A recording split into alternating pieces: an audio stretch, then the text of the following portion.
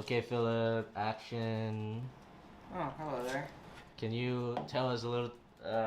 What do you think of Avatar 2, bro? Alright, before I get into that, I do need to state I do have a slight bias against it.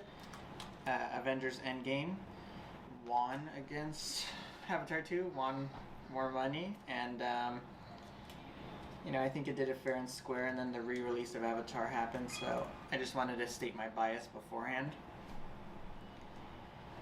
Yeah, okay, I think. The second movie I thought was pretty good. I'm a little confused why the humans continued to go after Jake, because they wanted him not to be the leader of the resistance anymore, right? So once he left, what was the issue? Unobtainium, I'm glad that that's gone, but now they went for the magical brain juice, which, I mean, if the whales are hard to kill, how did they find that out anyway?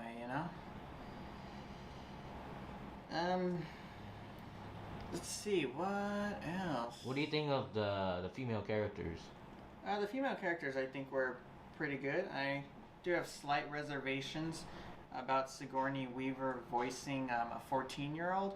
But then again, I love Sigourney Weaver, so I can, forgive that. Yeah, they were like, I think I watched a documentary before going to see it, and apparently Cameron really want her to do the 14-year-old for some reason. Oh, it's because she loves Sigourney Weaver, don't we all? That's true. I mean, like, I think they said something in the documentary, like, Cameron said to her, like, come on, like, we all know you're 14-year-old. Yeah, in the inside or something. I actually did write some questions about it. Quaritch, they brought back Quaritch, which, I mean, don't get me wrong, it was nice to see him. But why would they bring him on to take on Jake Sully? I mean, the dude literally spectacularly failed in the last film and died. Then you mean the main villain? Yeah. When Spider saved him, could that have not been screaming sequel loud enough? That's pretty fair. Why did the ocean people not help with the fight once Jake's son died? That's a good question actually. They did leave him. Yeah, and then the floating vessel was slowly sinking.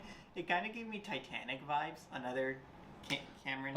Actually, on the sea, people leaving. I feel like one reason is probably because like they don't want anything to do with Jake, because Jake kind of brought death and destruction and trouble to them.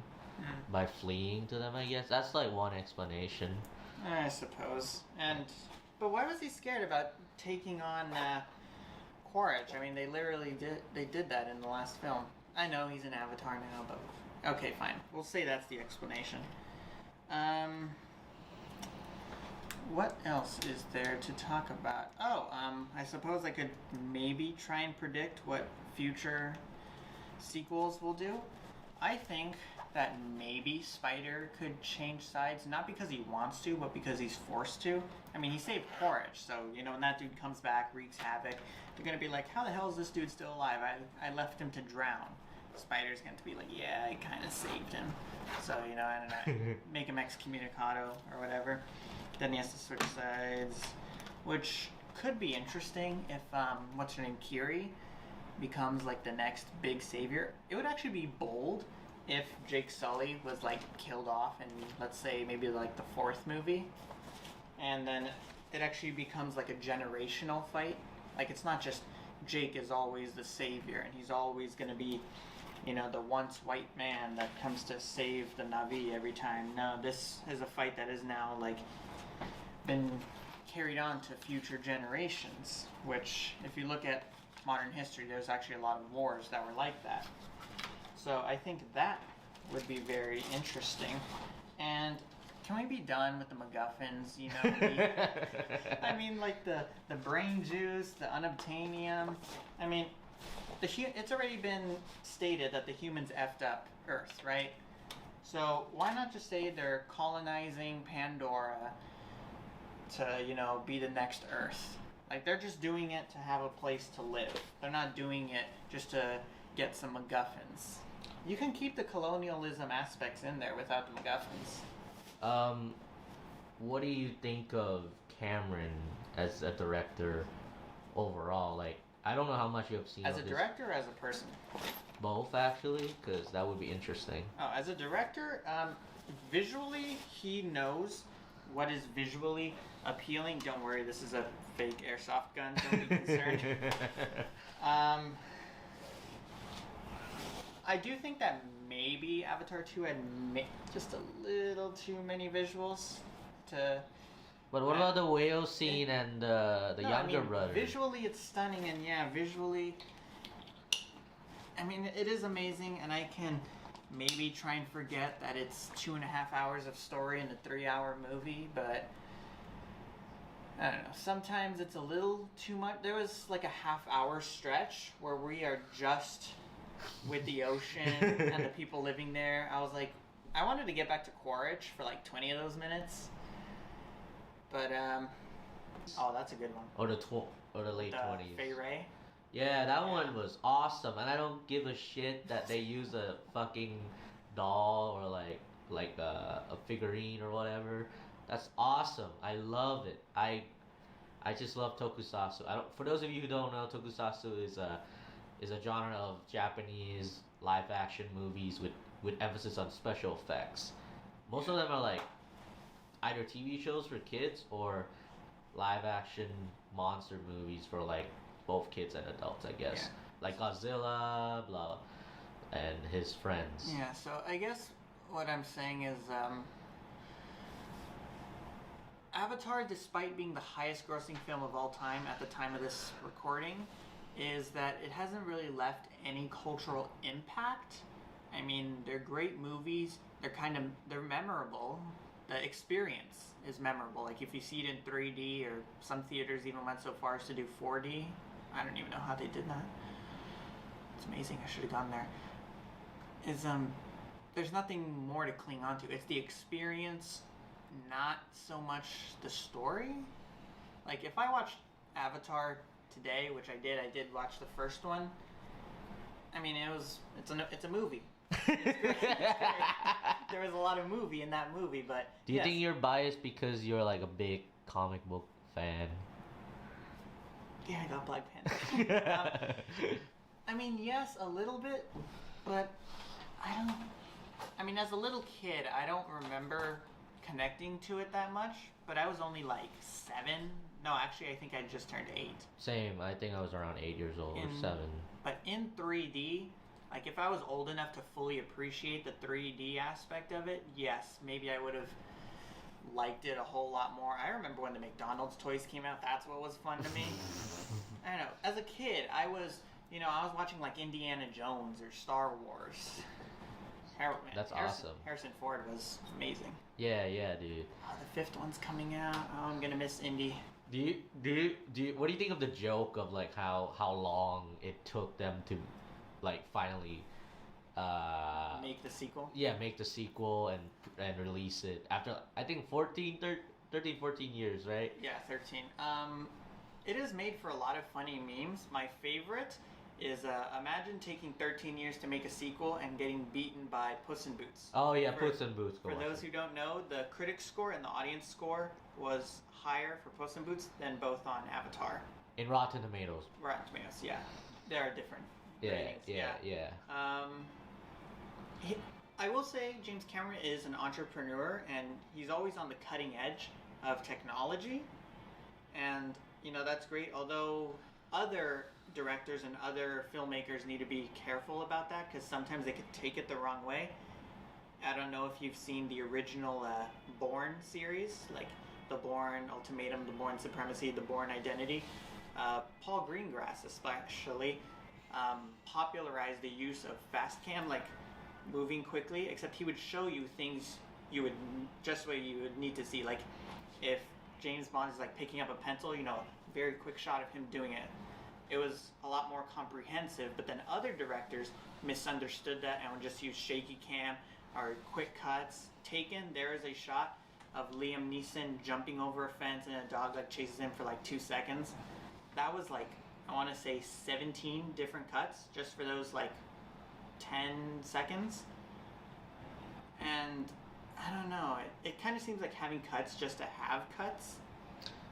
Yeah, yeah. And then other directors like David Leitch, who I think did the first John Wick, he did away with that and just did one shots.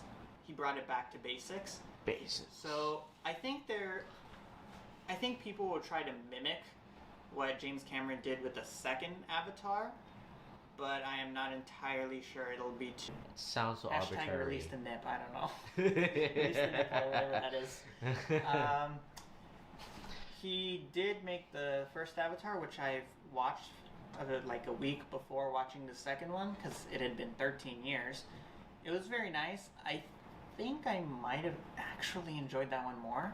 The first one. The first one, yeah. Also because it works as a standalone. I mean, if he was always planning to make it like an entire saga, I think he should have left some more breadcrumbs for a sequel. Because Lord of the Rings is considered by many to be like one of the greatest trilogies ever, and that's because it's so interconnected. Like, it's just one story. You can't just have one movie by itself, because overall it's one experience.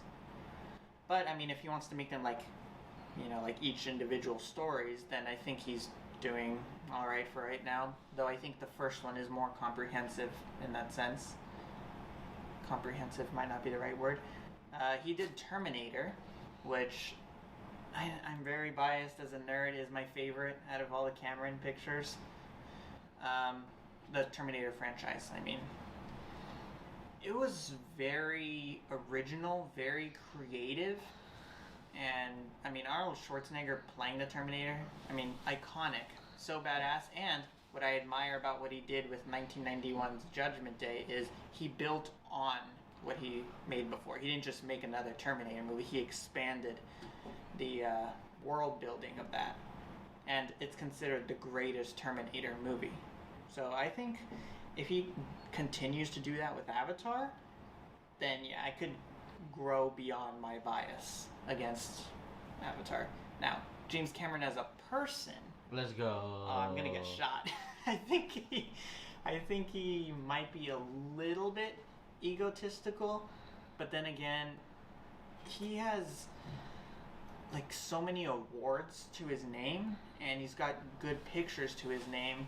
And right now, he's like the only director with 2-3 films that have grossed over $2 billion. Yeah, probably. I have to check that later. Like, out of all directors, he is pretty egotistical as it goes. I'm not gonna get into his marital life. Wow. But if any director deserves to be egotistical, I'm not sure if that's the right way to say it, but it would be him. So, yeah. I mean, I get it. Although, maybe tone it down a little bit more. Like, one of my favorite stories about another director, George Lucas, is somebody made a terrible comment on Star Wars, basically calling it hollow and just, it's just an action film. It's got no depth to it.